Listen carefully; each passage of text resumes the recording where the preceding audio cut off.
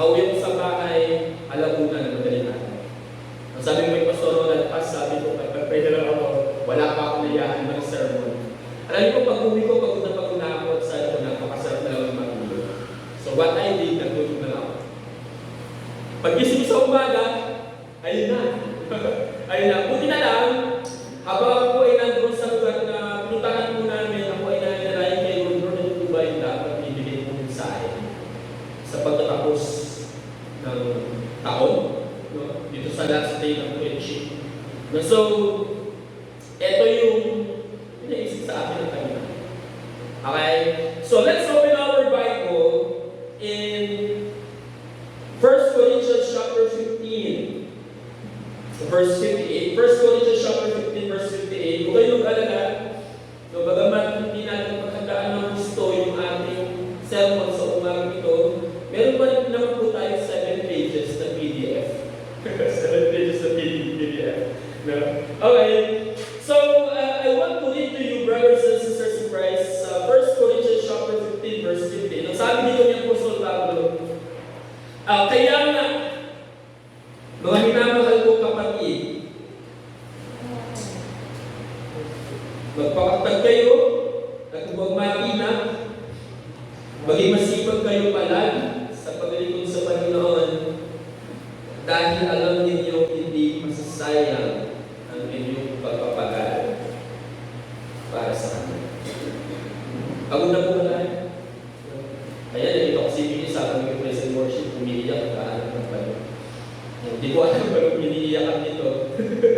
Pero I hope naiiyak siya dahil sa comfort na ibinibigay ng Diyos sa kanya habang inaawit na yung tunay na Diyos. Sometimes, pagkakataon sa buhay natin na gano'n, na tayo ay pupunta sa church, pagod na tayo, at ang bagay na kaya namin gawin ay iiyak na lang sa Panginoon yung mga nararamdaman natin. Walang problema. No? Huwag ka lang magulgul sa oras ng preaching. No? Okay, but anyway, so before we proceed, nais ko bigyan kayo ng context dito sa 1 Corinthians chapter 15 because I don't want to preach without the proper context ng text na binabasa natin. Though yung 1 Corinthians chapter 15 verse 15-58, actually ito po ay exhortation, encouragement ni Apostol Pablo sa mga Kristiyanos sa Corinto. And from verse 1 hanggang verse 57, kung babasahin ko yung 1 Corinthians chapter 15, verse 1 hanggang 57, yung usapan dito is ang muling pagkabuhay ng mga Kristiyanos. The resurrection. Yun ang context ng 1 Corinthians chapter 15, verse 1 hanggang 58, nagpapakita siya, nagtuturo siya patungkol sa muling pagkabuhay ng mga Kristiyano. So, pinapaalala sa atin ni Apostol Pablo na sa buhay ng Kristiyano, sabi ni Apostol Pablo sa Romans, sabi niya, kayo ay higit pa sa mananagumpay. And sinabi yun ni Apostol Pablo sa Romans dahil kanya ipinapaalala na tayo ay higit pa sa mananagumpay dahil ang tagumpay ni Jesu Cristo ang nagtagumpay sa lahat ng bagay. Okay? We are triumphant because of our Lord Jesus Christ. Tayo ay nanagumpay, tayo ay nagbuhi dahil sa ating Panginoon Jesu Cristo, and at the same time, nararanasan natin yung transformation as well as the complete, yung kompletong kaganapan, the complete transformation kapag naranasan na natin yung muling pagkabuhay na ipinangako sa atin ng Diyos. Okay? Yung sinasabi ng transformation dito na kung saan tayo po ay hindi na makikipagbaka laban sa kasalanan araw-araw dahil tayo po ay babaguhin na, mapapibigyan tayo ng ating Panginoon Jesu Cristo ng glorified body. And because of that, dahil po sa transformation na gagawin sa atin, na ating Panginoon Jesu Cristo, based sa 1 Corinthians chapter 1 hanggang verse 57, chapter 15, verse 1 hanggang verse 57, ipinapaalala sa atin ni Apostol Pablo na dahil totoo, okay? Na dahil hindi mabibigo yung sinasabi ng Diyos na magkakaroon ng muling pagkabuhay, ang sino mang sasampalataya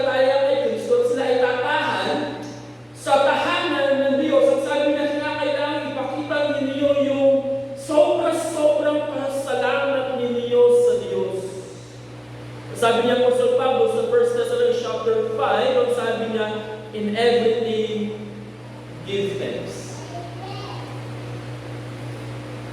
Kami ay nag-uusap ng asawa ko this past few days before we went doon sa pinuntahan po namin. At sabi niya sa akin, Pastor, sabi niya, hindi ikaw sila. Hindi ikaw sila, hindi ikaw yan, sabi niya. Hindi ikaw yan. Because there are some part na nangyari sa buhay namin these past few days. Napapansin niya ako is sobrang kampante ko. Sabi hindi ikaw yan. Because I know the person kung I am dealing with ang sabi niya.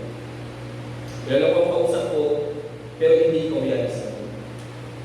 So I don't know kung ano yung napapansin niya sa attitude ko, but this is the principle I learned mula nung ako ay magsimula sa ministry hanggang sa pang-10 taon na aming pangilingkod. And this happened just few months ago that I learned to give to God, it is giving in everything. Pasalamatan ng Diyos sa lahat ng bagay. Yes, we are going through some part of our lives kung saan nahihirapan tayo ng sobra. And probably tayo po ay humantong doon sa pagkakataon na kung sasasabihin natin, Panginoon, ba't sa akin nangyayari ang bagay na ito? Pinapausahan ko na ba ako? Yung mga ganun, right? Pero alam mo po, yung reality na tayo po ay sinabihan ni Apostol Pablo na tayo ay magpasalamat sa lahat ng bagay ay isang putos na ibigay sa atin ng Panginoon. And probably, kung naghilang na magaw tayo, sa year 2024 natin, tandaan natin kung tayo ay naghilang na magaw sa Diyos sa mga nangyayari sa buhay natin, we are sinning against Him. Tayo ay nagkakasala, laban sa Kanya, at kung ikaw ay naghilang na magaw this year 2024, I hope this year 2025, ma-realize natin na isa pala yun sa mga bagay na gusto ng Diyos na mabago sa buhay natin, hanggang sa maabot natin yung kaluwalhatian sa muling pagkabuhay. In everything, give thanks. Now, Pastor, mali po ba na ako ay maglaklaro? Yes, to the extent na hindi mo na kayo pagkatiwalaan ng pangyari ng Diyos. Diba? I understand, meron mga miyembro, meron tayong mga kapatid sa pananampalataya dito na nakakausap natin regarding sa mga problema na nadaranasan nila. Diba? Doon sa mga pagsubok na dumating sa mga buhay nila. Pero yun lang siguro yung ating, yun lang siguro yung outlet natin para mailabas natin yung bigat. Hindi po ba? Alam mo yun, yung meron mga tao na kahit pagkatiwalaan, sasabihin mo ang lahat ng mga bagay na gusto mong sabihin na hindi ka i-judge. And you know what?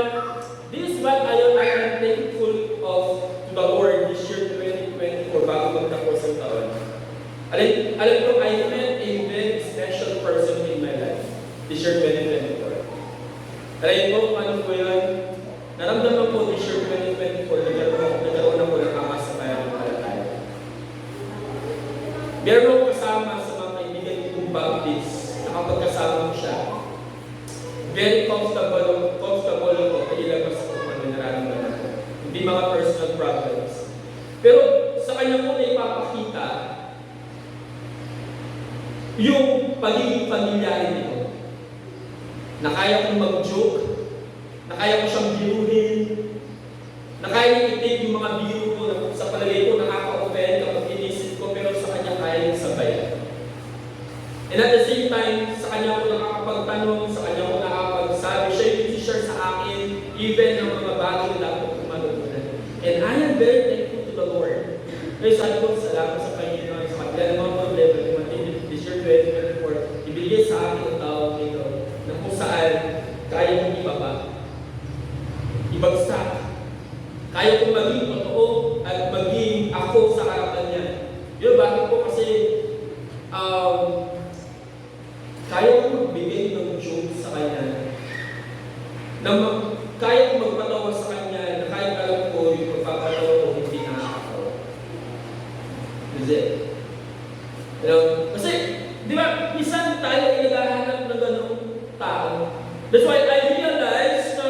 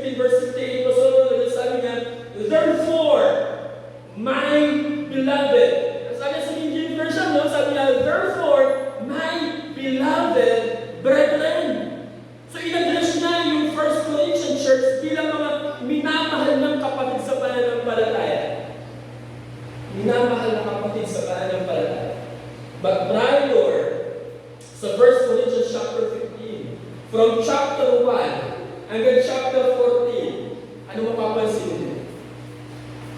Pinagalitan ni Apostol Pablo ang mga tagapunto dahil sila ay nagdudulot ng malaking problema, malaking pinsala sa loob ng iglesia. Hello? Paano yun? Ang sabi niya po sa Pablo, yung mga pagkakabaha-bahagi sa inyo. Hindi kayo nagkakasundo. Wala kayong pakialam sa kapakanan ng iba. Kaya nga yung 1 Corinthians chapter 11, sabi niya, nagpapaunahan kayo kumain. Hindi nyo hinihintay yung iba. Nagpupusong ang iba, nalalas ng iba, samantalang iba, gutom na gutom. No, alam niyo po, itinubid din ni Apostol Pablo sa 1 Corinthians na sa oras ng pagkain, dapat maghintayan sabay-sabay. Yun yung context ng 1 Corinthians doon regarding sa Lord's Supper. Sa oras ng Lord's Supper, dapat love feast. Ito ay kapistahan ng pag-ibig. So ipinapamalas nila, ipinapakita nila yung kanilang pag-ibig sa pamamagitan ng pagkain. At ang ginagawa ng mayayaman, nauna silang kumain, at kapag sila ay kumain, nauubos yung bakon nila, hindi nila tinitirhan ng pagkain yung mga mahihirap. So ang nangyari ngayon, naugutom yung mahihirap. So ano nangyari? Magagalit ngayon yung mga mahihirap. Ano maging result nun? E di higmaan, hindi pagkakasundo, selosan, mga bagay. Di ba? So minsan nangyayari sa church. Di ba? Habang yung iba nandito sumasamba, yung iba nandito nag-aaral, dahil nagutom yung iba, lalabas, pupunta sa kusina, kakain, hindi na makapaghintay. Di ba? Hindi na ma-distribute na maayos yung pagkain, pagkakain na yung iba. See? Problema na yung sa 1 Corinthians, doon na naman. Pero inuwit ni Apostol Pablo yung tamang mindset, yung tamang perspective. Ang sabi niya, maghintayin kayo. Ang sabi pa nga niya, wala ba kayong bahay na kung saan doon kayo pwede kumain? Ang sabi niya ni Apostol Pablo. So ang daming problema na dinil ni Apostol Pablo, but at the end of his letter, ang sabi niya, his address to the Corinthian church, therefore, my beloved brethren. Ayan sinasabi nito ni Apostol Pablo. Okay, Corinthian church, kapag marami kayong ginawang problema, sakit sa ulo sa akin, kayo pa rin ay mga minamahal ko kapag isa tayo ng palagay.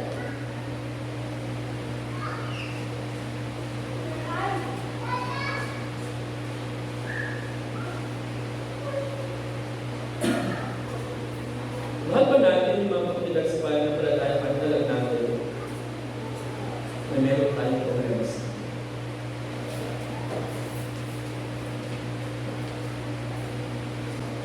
Hindi po ba?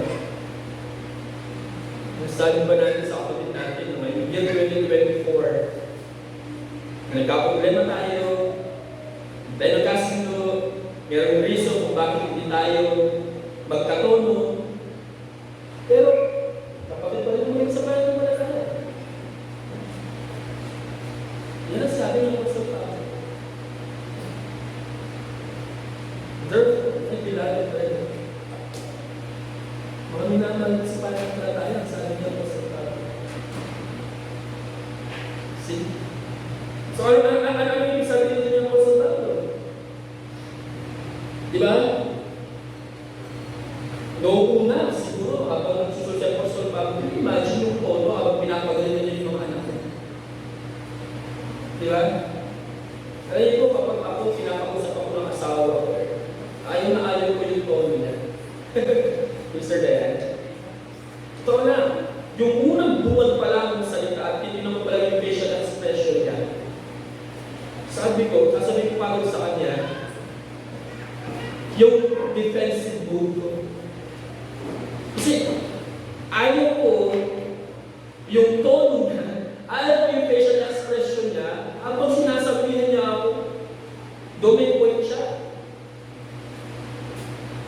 But, doon ko lang na-realize, tama no? Paano mo makikita kung gaano seryoso yung tao ko sa sinasabi niya habang pinapagalitan kanya, nakamiti siya. Tama ba? O, yan eh! Anak mo siya, bundok na eh! Di ba? Pagbabago ka ba niyo? Kung gano'n si Papa mo, o, ika-Aaron eh! Ang lala na ginawa mo problema, ika-Aaron eh! Anak mo siya sa bundok na eh! Nagpipilit siya ng Papa, manalita eh! Di ba? Right? So, doon ko muna yes, oo nga, no? And you know what? Doon nag-build up yung listening capability ko habang siya ay nagsasalita. Okay? No, hindi pa fully developed yung ganoong attitude ko regarding sa kanya. No, huwag niyo muna titilan yung mga bata, hindi muna kayo sa pogi dito sa harapan. Okay, mga bata, di ba? Ako muna yung, moment ko muna ito, mga kids. Okay? Doon mo na nila, okay? Sasalita siya, so I have to listen. Okay, yun ang pag-inay, kasi sasalita siya. At kung ba't siya, ano magapin? Baka naman kasi may kuto yung sinasabi niya. Okay, so I was trying to develop that attitude. Nakapag sasalita siya, kaya I will listen. Pero ang hirap. Alam mo bakit? Kasi doon sa punto na nagsasalita yung kausap ko, pinakahan bigla yung ego ko. So, ano nangyari? Hindi pa isama ko yung sarili ko. Di ba? Mali. Kasi, I understand ngayon, nakaya pala siya, nagsasalita ng gano'n sa akin, hindi para i-down ako. Hindi para i-degrade ako. Hindi para sa akin yung confidence na meron ako, hindi para ipakita yung love. Diba? Okay, you did something wrong. So you have to listen sa mga bagay sasabihin ko. Ano may tubig mo yung mga bagay dapat ituloy? See? Nawala kami ng 3 days. Nagpakasyon kami. Bakasyon may kasamang gawain. All I did, sa buong 3 nights and 3 days na nag-stay kami nung sa pinuntahan ko namin, wala iba kung bibili tayo ng September. Hindi ako nagpagkwentuhan sa mga kasama ko halos, di ba? Imagine mo yung makakwentuhan mo yung tao gusto kayo mag-usap sa'yo, hihilayan ka ni Bebe, di ba? Kung sa rooftop, ganyan. So, hindi ko na-enjoy yung moment ko sa mga tao na kasama namin. Pero one thing is for sure, na-enjoy ko yung panahon na kasama ko yung anak. At yung asawa ko, naranasan niya yung panahon na kung saan hindi siya nag-involve sa ministry at na-expose siya sa mga tao na meron siya nakasama. And I saw her face, yung ligaya na meron siya. Why? Because I listened to her. Kasi sinasabi sa akin, Sister Diane, sabi niya, mula nung simula ka sa ministry, nag-asawa tayo, halos wala kang panahon para sa amin. So what happened? God works everything for good. Inayos ng Panginoon lahat ng mga bagay-bagay. And this is the result. Okay? I was able to give time to them. Sa loob ng 3 days. At naisip ko doon, sana sa loob ng 2 taon mula nung pinanganak si Bembe, is that I listen to my wife. Bakit? Alam ko siya ko kasi hindi ko na kaya ibalik yung mga panahon na lumalang si Bembe. Hindi na. Okay? But, honestly speaking, every time na nagsasalita si Sister Diane, ang sakit sa puso. Ang sakit sa puso. To be honest, maraming mga pagkakataon na dinodominate ko yung usapan namin kasi ayaw ko pakinggan yung sasabihin. Kasi alam ko, pag sinabi niya yung mga bagay na yun, ako rin yung sasabihin. I really hate that. Ayaw ko, ganoon. Pero, di ba, ang sabi ng Panginoon, kailangan ko ma-realize na siya yung helpmate ko sa lahat ng bagay. Kasi, now, because of that, I realize yung degree ng love. Okay, simple Apostle Pablo. Pinagalitan niya ang mga taga-Korinto. Sa gulo ng kanyang salita, ang sabi niya, mga minamahal ko yung mga kapatid sa kanya ng pala. They're young people. Mga kabataan. And this year, 2025, it's my goal, it's my dream. Ngayong mga kabataan may sapak sila sa gawain. Na magano nila yung potential nila para sa Panginoon. But then gagawin is they're young people. If you're going to involve yourself in the ministry, whether you like it or not, may mga pagkakataon kung saan papagalitan kayo ng inyong mga leader. Sometimes even your pastor papagalitan kayo. Okay? Bago kayo mag-react ng negative, you have to listen to yourself first. Dahil mo sa sarili mo, kung sabi mo sa sarili mo, kailangan mo sa uli, magtanong mo sa iyong sarili, bakit yun ginawa ng aking leader? Hindi ako pinagalitan. Kasi baka may mali akong nagawa. Same sa inyong mga magulang. Baka pinagalitan. Isa tama ang ginawa ko.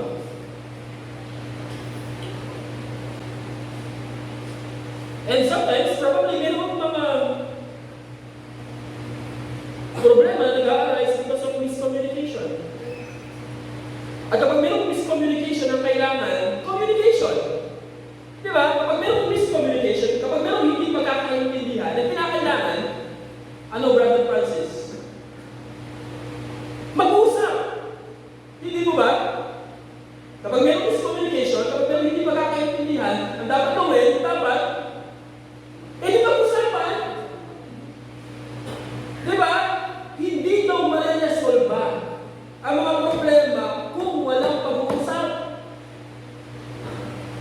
See?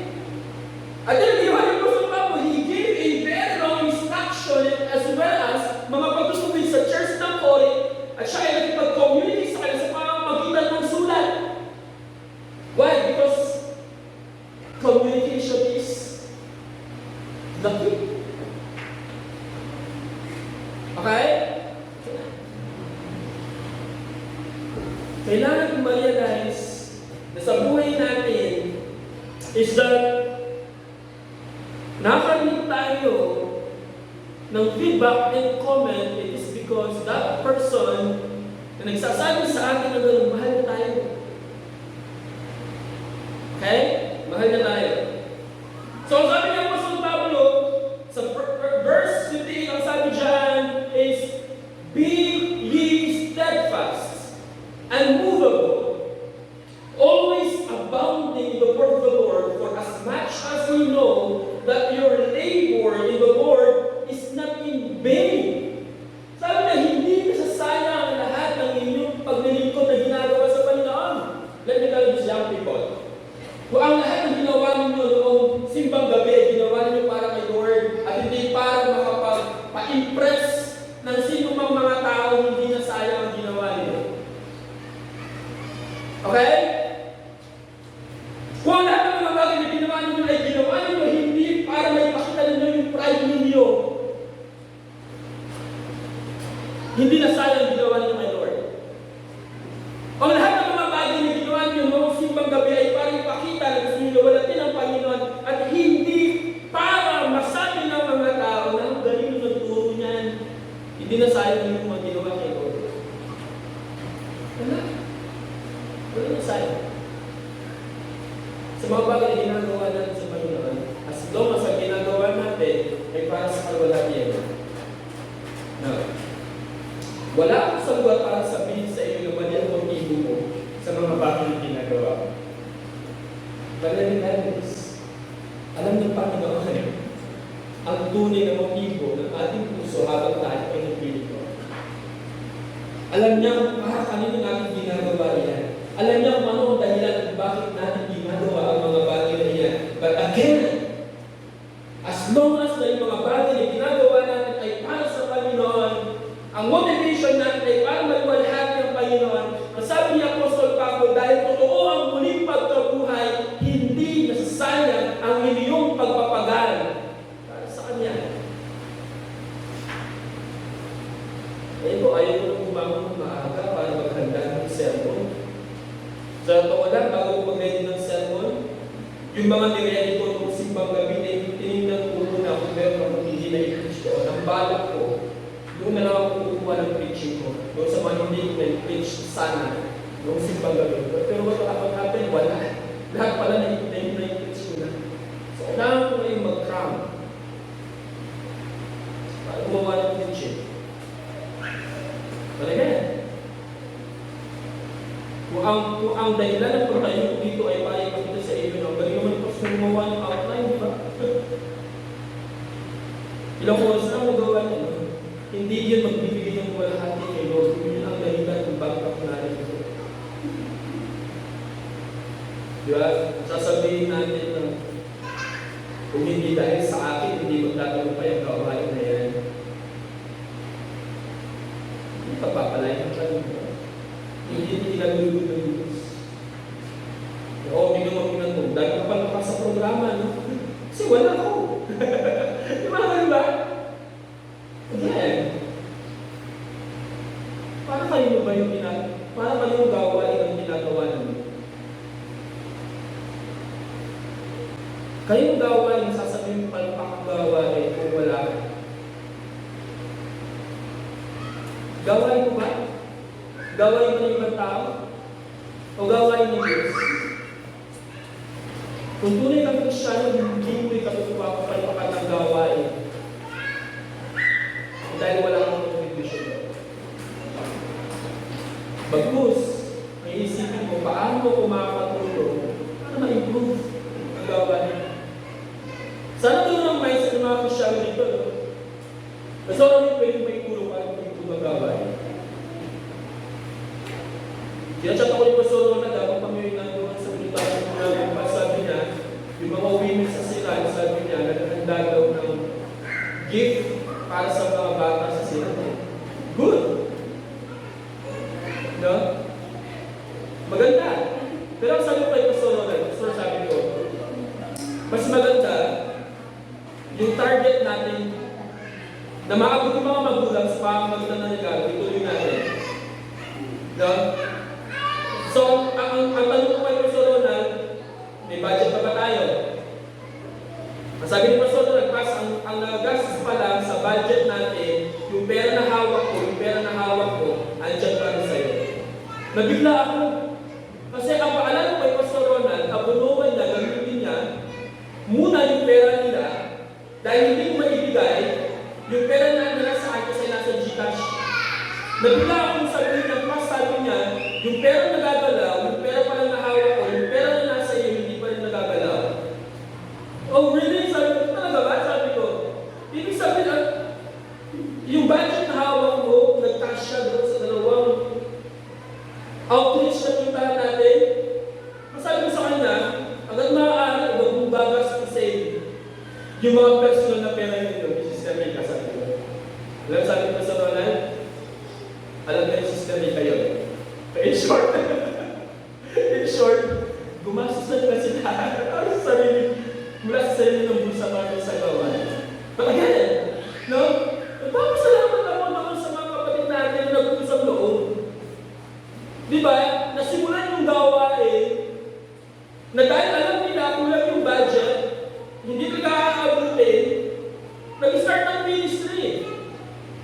No, gumawa ng paraan para maibigay. Pero ano, sabi kay Pastor, hindi natin ma-reach yung target natin na mamagot yung mga magulang kung ibibigay na lang yung mga regalo sa mga bata.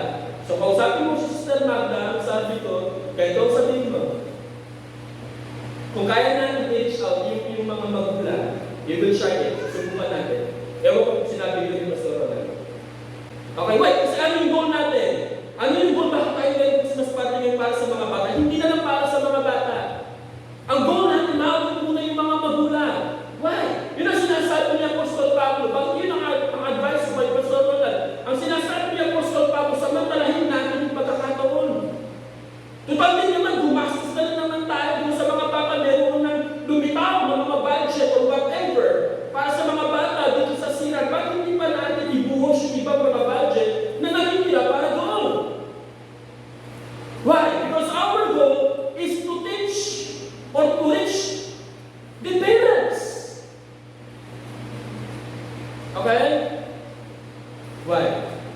Huwag na akong mangyari na bago matapos ang taon ay hindi natin naaabot yung mga magulang ng mga bata.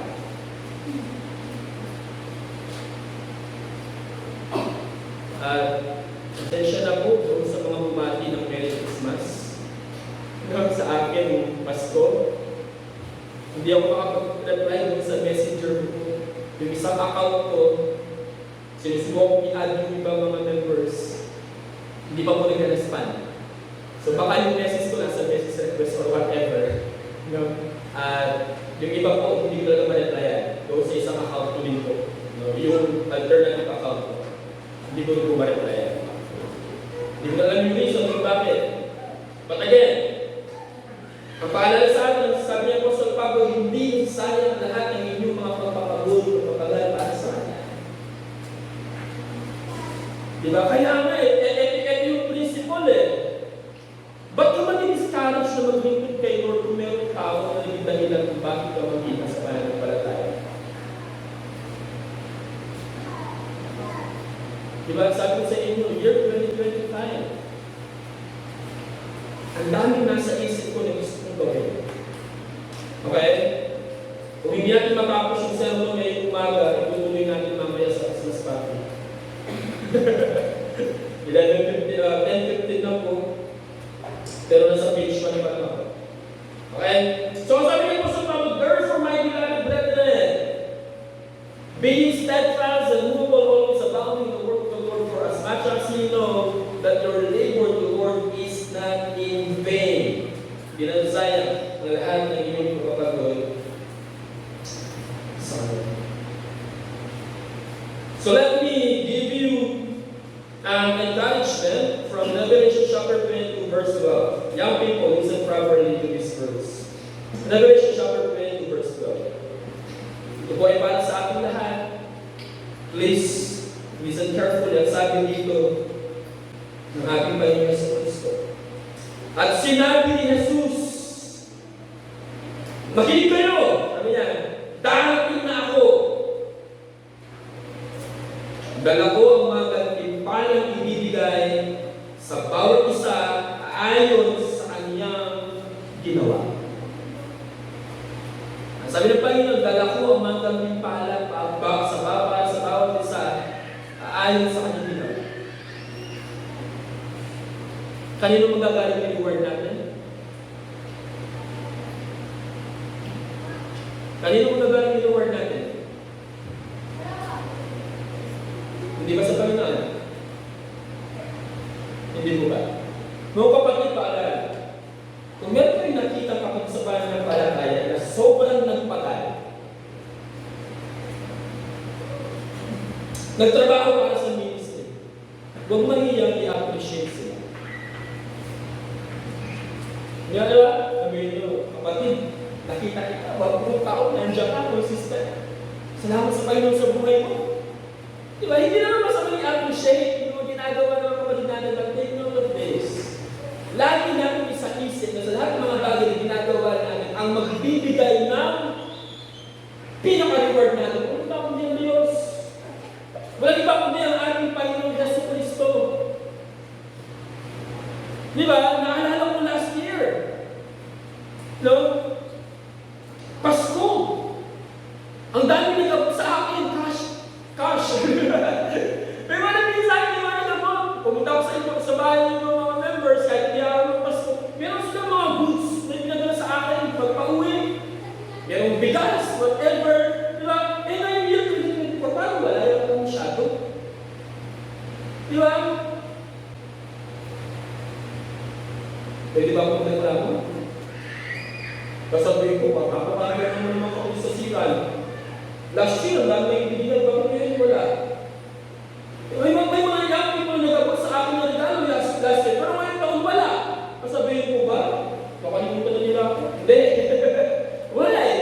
Because our mindset doesn't lie doon sa alam natin na mayroong magbibigay ng regalo sa atin dahil sa mga pagpapala na ginagawa natin kay Lord. Alam natin na ang reward natin na hinihintay doon sa kalangitan na iaabot sa atin ng ating Panginoon Hesus Kristo. Diba? Kasi aminin man natin na hindi madalas may mga pagkakataon na kung saan kapag hindi na-appreciate yung mga bagay na ginagawa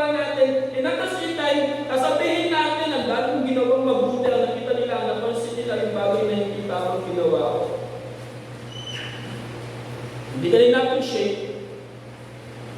Hindi ka na na-appreciate. Na-discourage ka pa dahil sa kanya. Titigil na nga lang ako. Naman? Hindi. Why? Kasi hindi naman sila magbibigay ng reward mo eh. Ang magbibigay ng reward mo, walang iba kundi ang Panginoon. At sa pamamagitan ng paglilingkod natin, doon natin iniipon yung mga reward na inilalagay natin sa kalamitan. See? Huwag niyo isipin na ang mga bagay na ginagawa niyo para sa tao lang. Yung ginagawa niyo para sa Diyos. At sabi ng Revelation chapter 20 verse 12, dala ng ating Panginoon sa Kristo ang mga pagbuyo. Pero ang sabi ng 1 Corinthians chapter 3 verse 12, unang Korinto chapter 3 verse 12, sabi dito,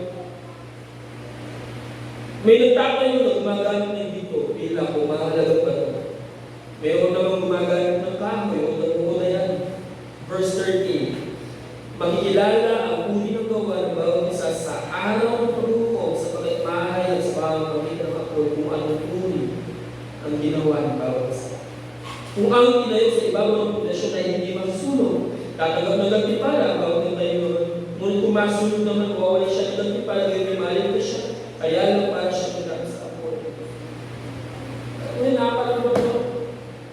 Every Sunday, nasa church ka. Every prayer meeting, nasa prayer meeting ka. Every Bible study, nasa Bible study ka. Pagdating pala ng awarding ng Panginoon, lahat ng mga bagay na ginawa mo, lahat ng pagpupungo, hinihintay yung mga bigwit mo sa upuan o yung araw ng linggo, lahat ng ginawa mo yung masusunod lang. Why?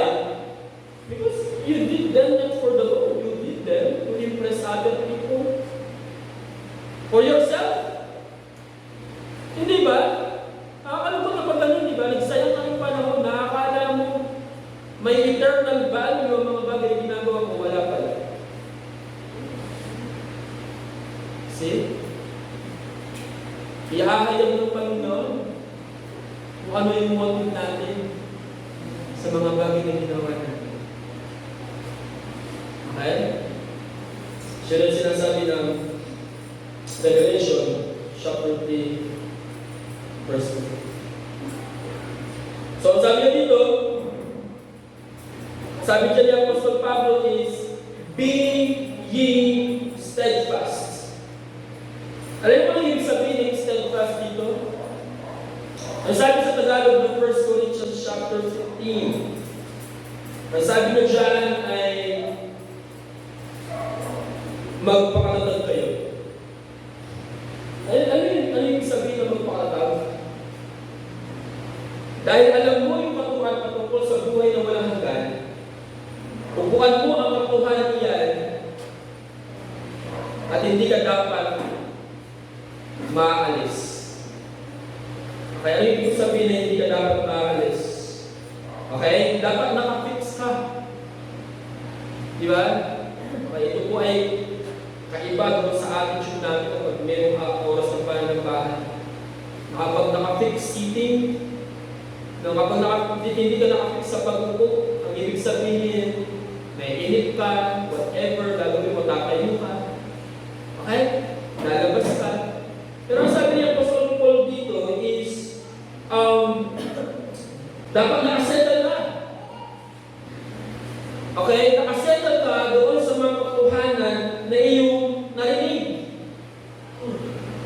Kapag nakasettle, ibig sabihin kahit anong mangyari, ano man ang marinig kong prinsipyo, ano man sabihin sa akin ng iba na kasinungalingan kontra sa sinasabi ng Bible, uupo ako dito sa mga bagay na sinasabi ng salita ng Diyos.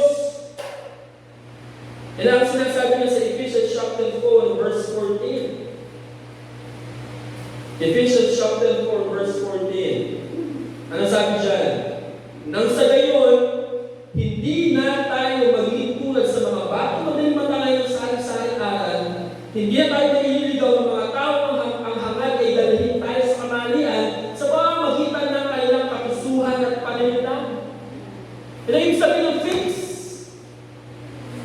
na kahit anumang doktrina ang marinig mo na hindi sumasakay sa sinasabi ng Bible, hindi ka aalis doon sa kinaupuan mo. Doon ka matibay, maging relax, na nakaupo doon sa sinasabi ng salita ng Diyos.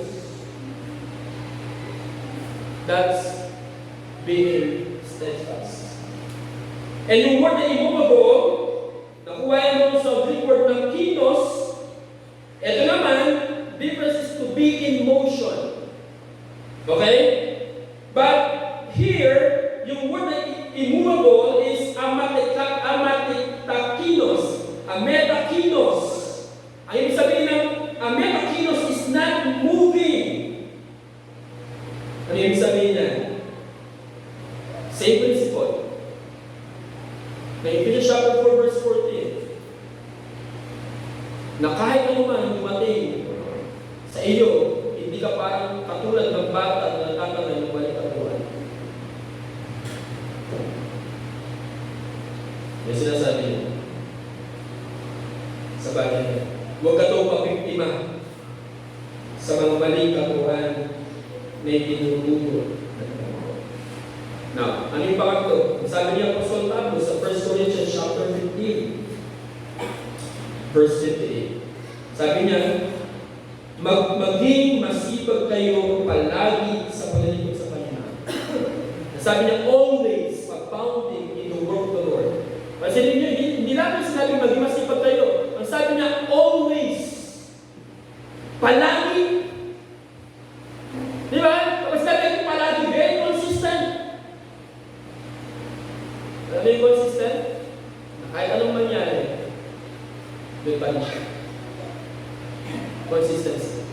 Always, palagi. Always abounding in the word of the Lord. Now, alam mo kung anong ibig sabihin ng word na labor dito. Ang sabi sa Bible Dictionary, yung word na labor, it is to work to the point of exhaustion and perspiration. Okay? Sabi niya, magtrabaho ka hanggang sa punto na pagod ka na, hingal ka na, sobrang pawis ka na dahil sa paglilingkod. Kadagdagan pa ang sabi niya, you literally work so hard, you are weary. Ano yan? Hindi lang siya pagod eh. Ang sinasabi niya, magtrabaho ka, magtrabaho kay Lord, hanggang sa umabot yung puntong pagod na pagod ka na. Ano ibig sabihin niya? It means to serve the Lord beyond your limits. Maglingkod ka kay Lord, higit pa doon sa limitasyon niya. Nagawa ba natin yan yung year 2024? That you serve the Lord beyond your limitations. Pastor Session, ako hindi ko makapagsimba. Bakit? Kasi kung dami namin dapat ang process ko. Pastor Session, ako hindi ko makapagsimba. Hindi ako makasali sa ministry. Bakit? Kasi kung ang dami dapat kasi kasuhin. Alam niyo po, in reality, kapag pumasok ka sa paglilingkod sa Lord, dahil mo dapat sa sakripisyo. Why? Because He is your priority. He is your priority mo. Diba? Siya yung unahin mo. Yung para sa kanya, yung laging mo. That is serving the Lord beyond your ability, beyond your limitation. Hindi pwedeng yung kantang, di pwede na. Huwag ba na? Pwede na yan. That is not what we do kay Lord. Diba? Papaawag ka kay Lord, pwede na yan. Hindi. Pag-upis ka para kay Lord, hindi pwede yung na kaya na po. Hindi. Sabi ng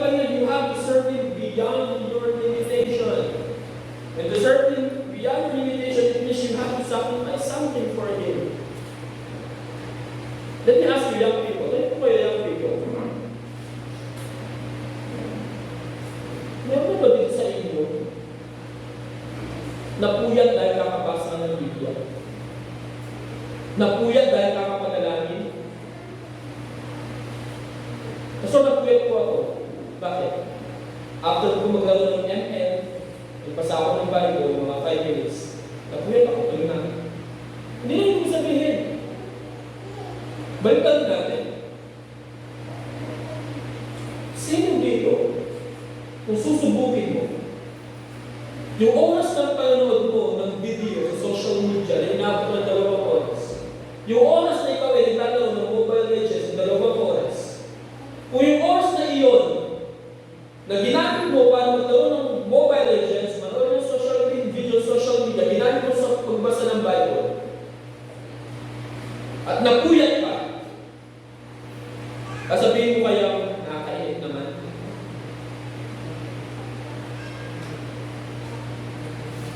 Aminin mo natin mga hindi. Kapag Biblia ang binabasa natin, mag-base tayo mag-init. Pero mag-scroll ka ng 2 oras, hindi ka naiinit. Maglaro ka ng 2 oras, hindi ka naiinit. Para kayo o para sa sarili mo, para sa'yo. Tama? Yun ang ibig sabihin. Hindi ko pwede sa'yo, Pastor, wala akong oras para sa mga bagay. Busy ako. Busy ka saan? Kaka-Facebook? Kakalaro? Online? Pero kung nagbasa ka ng Bible, 2 minuto pa lang, init ka na. Di ba yung sabihin, wala akong oras? See? Kung kaya mo pagpuyatan, maglaan ng napakaraming oras para sa mga bagay na walang kakwenta-kwenta, hindi ba dapat higit na papahalagaan mo yung mga bagay na para sa Panginoon? Why? Kasi pagkamatay mo, yung mga bagay na ginawa mo para kay Lord, yun yung mga bagay na may mahalaga doon sa buhay na walang hanggan. See? So that is serving the Lord beyond your limitation. Umabot sa punto na ikaw ay pagod na sa kuya-lingkod. Pero hindi ka nagtulog. Maraming umagaw ng atensyon mo para maglingkod kay Lord, pero unahin mo pa rin ang Panginoon. You are willing to sacrifice something for the advancement of the kingdom of God para sa ikalalan mo buhay spiritually. Paalala, mga kapag-sapayan ng palataya, kung legwak ang buhay mo sa panalangin at pagbasa ng Bible ngayong year 2024, hindi mo mababawi yung mga oras na nasayang. Pero at least naman ngayong 2025, pagigilihan mo na. Ayusin mo na.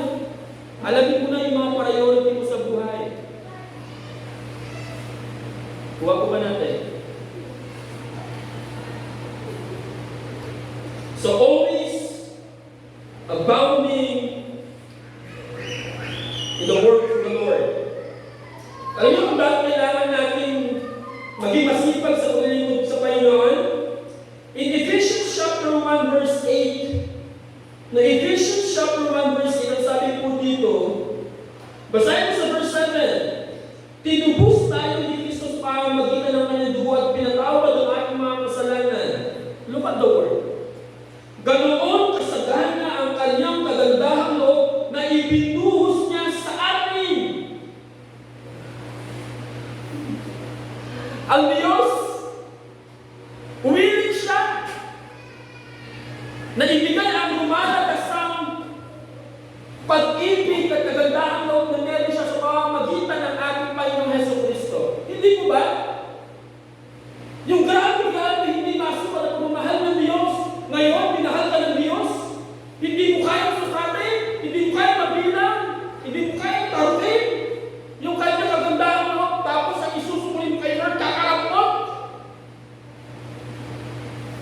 Ang tarin nyo ng mga Pilipino, wala kang utang na loob. At madalas, ganun natin i-treat ang Diyos. Buo ang pagmamahal natin ng Panginoon sa atin. Kapag sinukulihan natin pagmamahal ng Diyos, parang po. Diba? Let me give you an example. Hindi ko po winawalang halaga ang ginagawa ninyo tuwing araw ng linggo.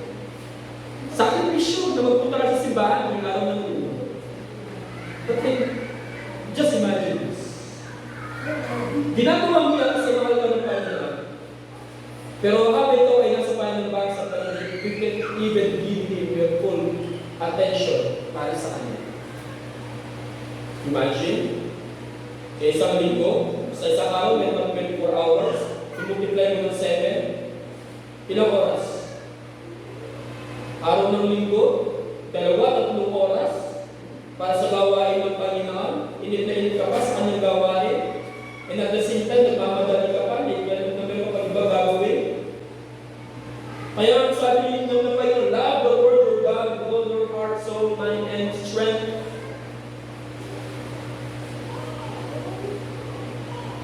Na lahat ng pagkatao mo nakaukol para sa Diyos. 3 oras, hindi naman yung sakripisyo para mo. 3 oras habang may panambahan, may chat kayo, may kausap kayo iba. Na dapat sana ang oras para makinig kayo sa salita ng Diyos, pero hindi nyo may bigay yung buong oras din. Tapos sabihin nyo, mahal na mahal ninyo ang Panginoon, na ang kaya mong ibigay ang pag-ibig sa Kanyang karamdaman lang.